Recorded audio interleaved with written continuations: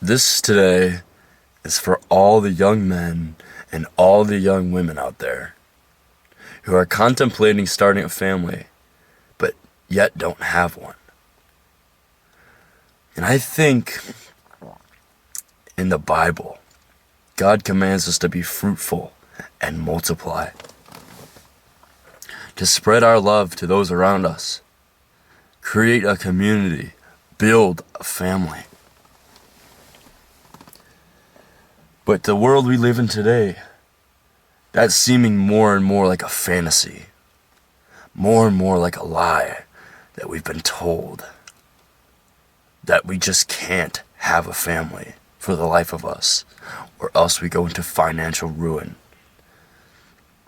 And in one way or another, yes, a family should be a sacrifice, but a necessary one.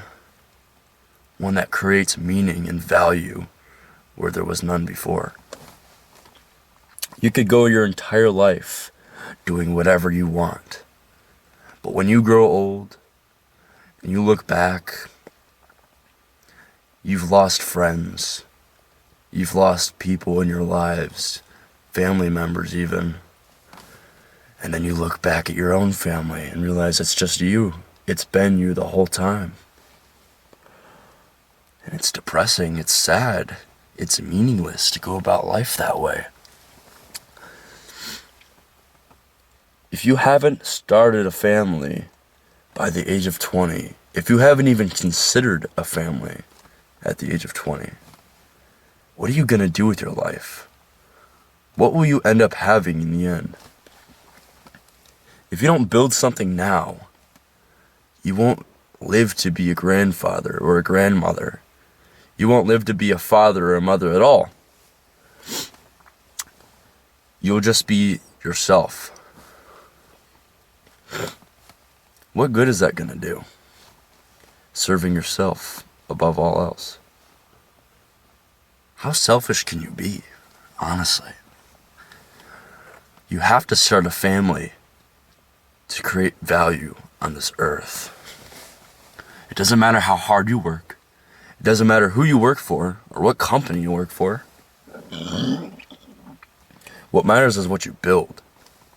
And sure, you can build so many things without even having a family. But I think a family is very important to keep you grounded, to keep you in check and accountable. A family should work to serve each other as a group. You know, you join together as one. It's symbiotic. But the way we treat relationships nowadays, it's almost like we're all self-serving ourselves. We're all just trying to get something out of another person. That's never been how relationships or dating should have been. And even marriage. We treat marriage as a political climate of itself.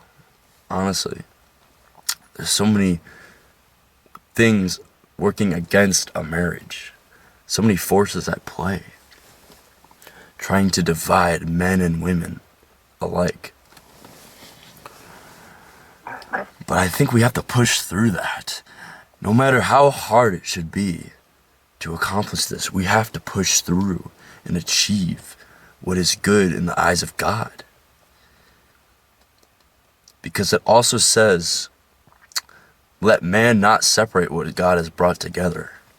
But that's exactly what we do when we're in a relationship and we cheat on each other. And we break up with each other because the grass is greener on the other side, at least it seems.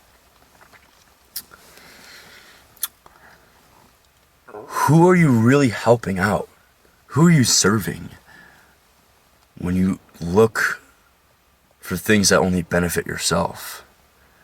And then what are you benefiting? Well, no, who's benefiting from you? It should be a two-way street. There's different roles that God has given us. And we can't have everything, but that's why we need somebody else in our lives. We need to come together, be as one mind, uniform.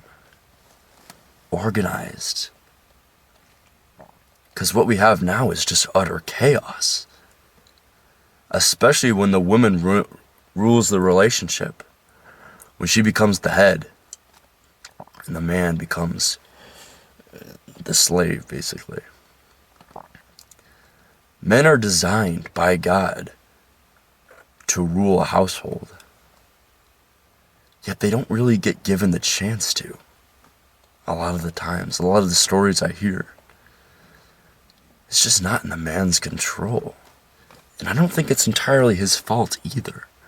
Again, there are so many forces at play trying to divide us. And yet we just let it.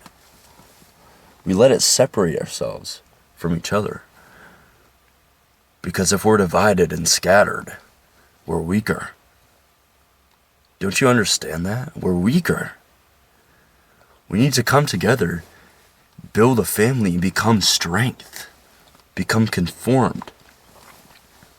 Because without that, we basically fall into sin deeper and deeper. It's all about accountability and who's helping you out.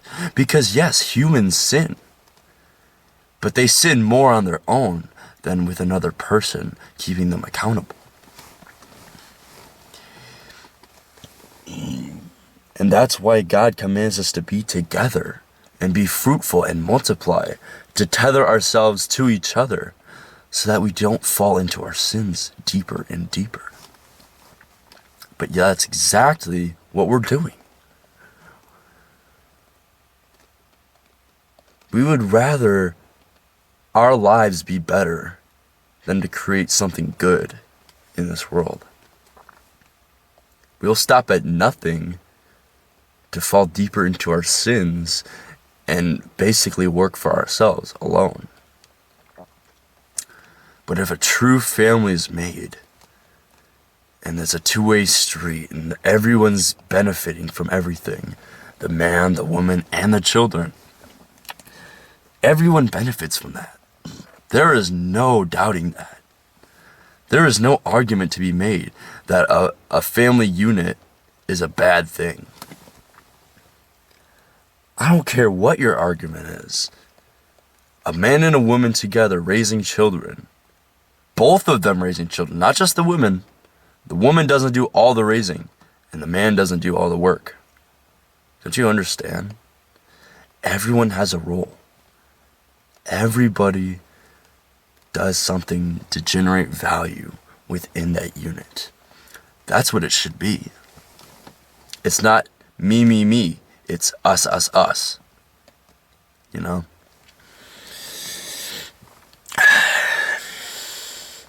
It's deeply disappointing and saddening to see people breaking up because at the moment it feels bad. It's hard.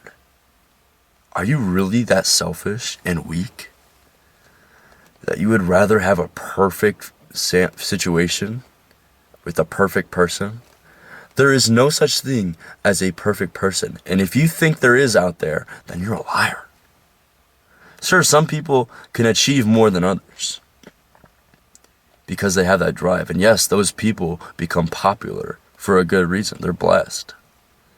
They might not act very grateful for it, but it's true. Some people have it better than others. Some people need to work harder to achieve more. You see? But what God brings together, let man not separate. And when he says man, he means mankind. Men and women not separate. What God has brought together. Because God is the perfect matchmaker. What he brings together is meant to be. And if we separate, that only shows what we are on the inside. A selfish person who wants more, who desires more, who lusts after the things of this world. That is not a way to go about dating and relationships.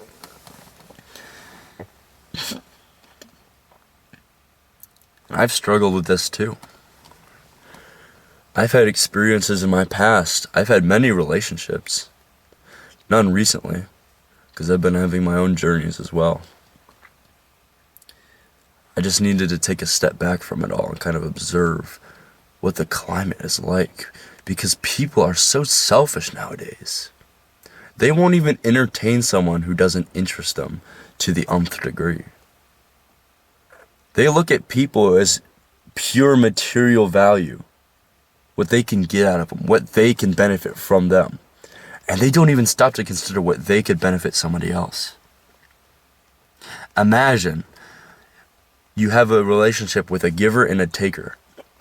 The giver gives everything to the taker, and the taker provides nothing back in return. That's a failed relationship right there. That's a flawed relationship.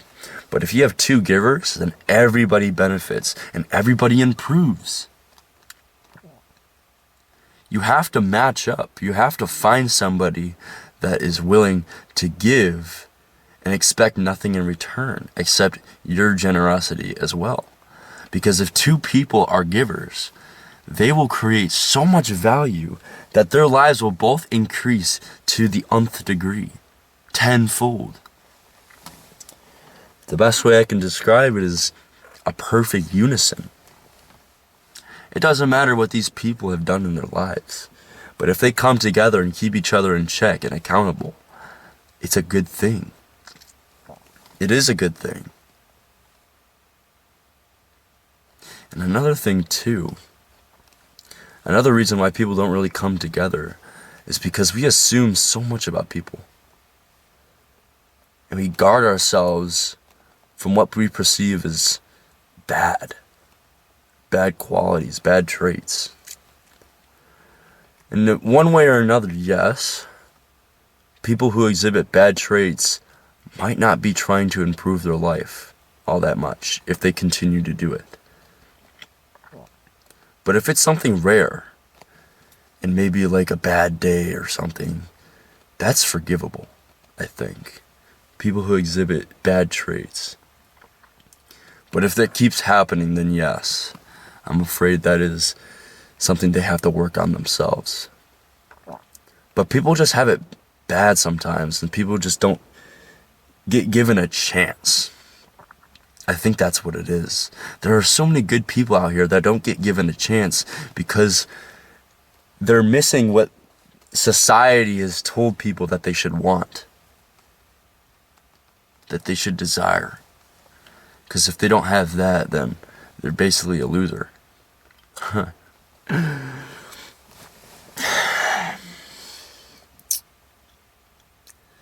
So back to what I was saying before. If you haven't found somebody in your 20s and decided to settle down with them, it seems so taboo to say the word settle down. I almost didn't want to say it here. Settle down. I'm going to say it more. Settle down. What does it mean to settle down? It's actually such an evil thing to say because it implies that to settle down, you have to give up sin. Is that really such a bad thing? Hold on. Because settling down means you're not going rampant and you're not playing the harlot. A woman settling down, as an example, means she's giving up the party life. That she's not entertaining so many men and getting so much validation. And that also applies to men, especially the popular ones. They need to settle down too, or else they're going to end up with nothing too. It goes both ways, guys. It's not just for one gender or another. We both have to agree to come together and build. It doesn't matter how flawed this person is. We all have sin and temptation and flaws in our lives. But what you have to look for is whether they're willing to make an effort to come together, to put their pride aside and build something greater than themselves, to become symbiosis as one. To To join in the flesh is a beautiful thing. Yet we take it for granted in a world full of sin. We're told this lie that our lives would be magnitudes better if we just go out there and have fun. We do what feels good. Let me tell you right now, a true marriage between a man and a woman will not always feel good. It's a sacrifice. You have to be willing to sacrifice a sinful life, because sin often does feel good in the moment. But all you have to do is take a step back and look to see that it's only ruining your soul. And I often think to myself, why does ruining your soul feel so good sometimes? Why does it have to feel so tempting? So pleasurable? Why? Wouldn't the world be so much better without it? But that's the thing. It's a test. It's a test on the character you are. The type of person you'll end up becoming in your life. What you do in your 20s will affect what you have in your 40s, in your 60s, and so on and so forth. You can't just take it for granted as a period of time where you can do whatever. You can't kid around with this stuff, guys. You have to go out there and build something as soon as possible so that you'll end up creating so much value in your life that you will have been fulfilled. And you can only do this the way God intended, or else you will fall deeper into sin and temptation and ruin your soul. Your soul is such an important thing that I will talk about in another video later down the line. It's way later down the line. I have a whole list of stuff. But for now, we can't kid around. We can't kid ourselves. We can't do this to ourselves. Or else we'll end up with nothing. If you start later in life, you'll end up with less and you will feel like you've wasted your time, because it's true. You would have wasted your time. I've wasted my time. I've kid around. I'm not even 20 yet. Is that so hard to believe? That you would have wasted so much time by having fun? By doing what feels good in the moment? Because those of us by the faith of the book, we realize that this stuff doesn't mean anything in the longevity of things, in the grand scheme of it all. We all know deep down inside of everybody that this isn't right. We're not doing things the right way. We need to keep each other accountable to prevent this. We have to come together, work together, be together, stay together to achieve that. Is that so much to ask? To lay down your pride? To serve somebody else? To make their lives better? Not to worry about what's in store for us? Because good things come to people who give. It's true. People who give will receive the most. But we all have a feeling now in this society that giving means you're sacrificing for nothing. That you're not getting anything in return. You're actually getting less than you could be getting by running rampant and playing the harlot. By entertaining so many people, leading them on. Or maybe not, and you ruin your soul otherwise. It's just so easy now to fall into that. Our technology, in one way, yes, is a blessing. And I can appreciate that. I have this camera. I have this technology to upload videos, to spread my message as easy as possible. In one way, yes, yeah, that is a blessing. But it's also a curse because it makes sin so accessible, so easy, so tempting. You think people back in the medieval era had everything they ever could think of and want a click away? To expose young children to such things? Do you think it was always that easy? No wonder we're all so screwed up now, especially as young folks. No wonder. We all have so much trust issues because we've been exposed to so much evil. It's everywhere. And it's only growing and becoming more common with each passing day.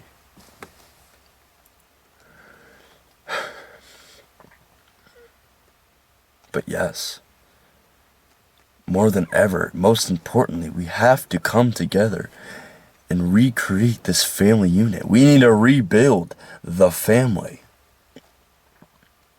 We have to rebuild what it means to serve each other, to live for each other, for somebody else, to create value in their lives, to make their lives better. And in return, they make our lives better. And yes, there is a lot of sacrifice in that. You will have to sacrifice the pleasures you could be experiencing, the sins you could be committing that feel good in the moment. That's all you really have to sacrifice. Is that really so much to ask? For you to lay that down, your pride, your egos? To give that all up for something better? Something greater? And it's not going to be easy. Your child will grow up. They will disobey you, especially if you don't raise them right. You will have hard times, especially with your spouse. That's such a rare word now, spouse. I feel almost super intelligent just saying that. Like I've never heard that word in my life. The word spouse. Husband and wife, that's a commonly used word because it's all so commercialized now. It's like advertised that you have to have a wife that's this, and you have to have a husband that's this. But no one ever says spouse because that usually means a symbiotic relationship. Husband and wife is just a phrase.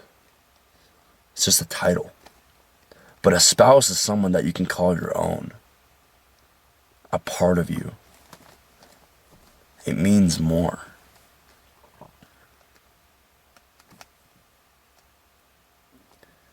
I would rather find a spouse than a wife.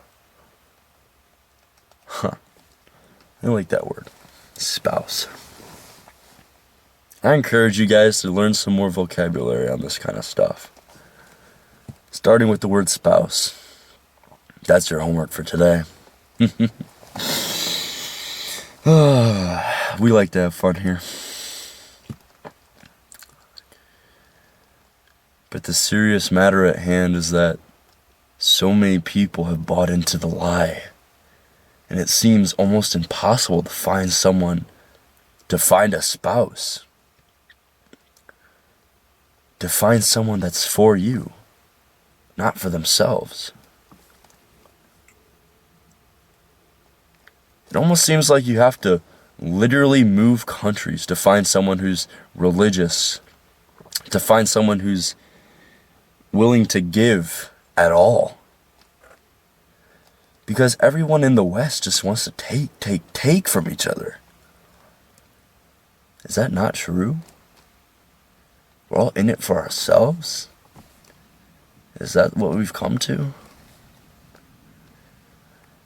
When you realize that, it's almost hard to trust another person too. When you believe that everybody's out to steal from you and give you nothing in return, it's almost hard to trust somebody. which perpetuates the cycle. It's almost like you have to risk losing and sacrificing for nothing in order to find something meaningful. It's hard out here, honestly. It's not going to be easy.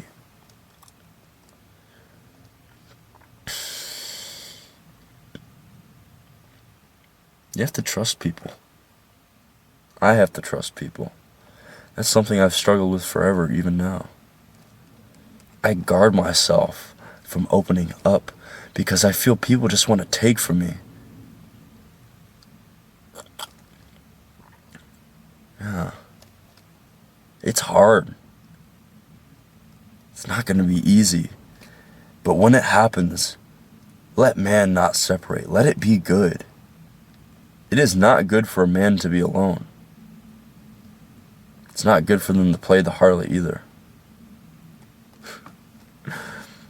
I encourage you, if you don't know what it means, to look up what the harlot is, especially in the context of the Bible and the scripture. Because it's very relevant, I will say. The harlot is very accessible now. It used to be shunned, but now it's encouraged. It's seen as honorable, I guess. It's not. It's anything but that's how it's seen. Because we're so enthralled in the lies, in all of the lies we've been told by the demonic oppressors.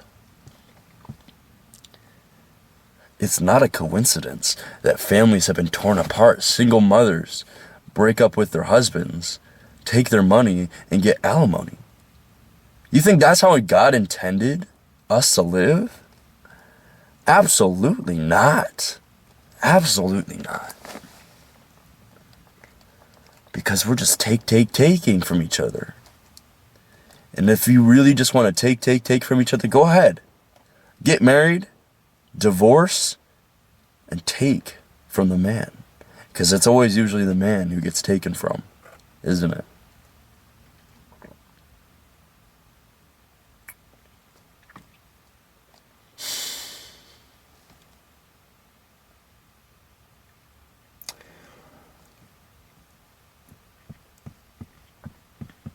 One way I like to look at this too is that there's obviously a hierarchy of importance, right?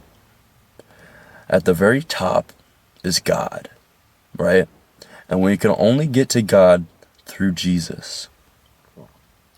So on earth, it's a man's job to follow Christ, to devote his life to Christ and serve Christ, submit to Christ, lay down his pride and go after him.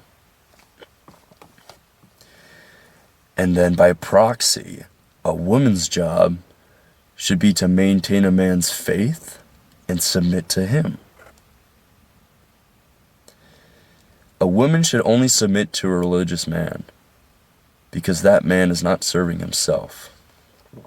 And he also would have the woman's best interest in mind, of course. But nowadays, it seems like women submit to demonic oppressors, to influences beyond human nature, an abomination. They're submitting to the wrong ideals. They're creating worse people because we're all hurting on the inside, and by submitting to sin, we just create worse. But we need to make better choices of what we submit to. Men should submit to Jesus, and women should submit to her man. A godly man. A man who wants to build and create and stray away from sin. It can't be that hard to give up that lifestyle. You know what lifestyle I'm talking about. I don't have to explain myself. I guarantee you've thought about it. Giving it all up to start a family. Why haven't you? Do you really not trust people that much? You have to give it up. Because it's only holding you back. It's slowing you down. It's gonna make you achieve nothing in the end.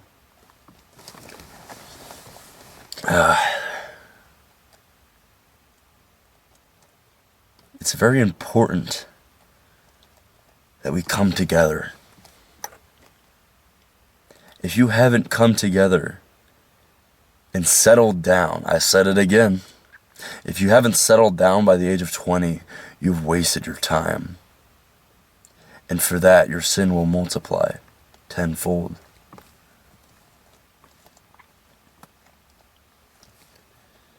And you'll have nothing to show for it. What will you have after 10 years of playing the harlot, of having fun, and ruining your soul?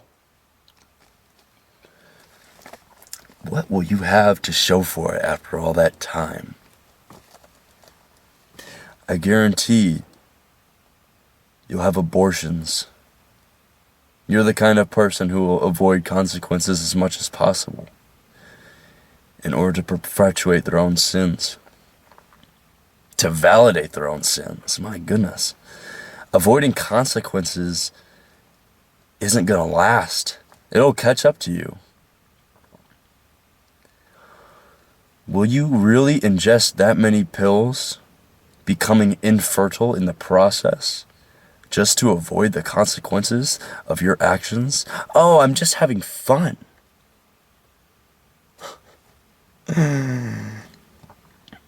Meanwhile, you are destroying the very gift God gave you to be fruitful and multiply. But your pride has gotten to the better of you.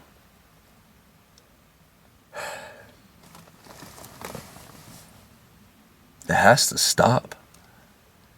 We have to lay it all down. We have to settle down. Simmer down now.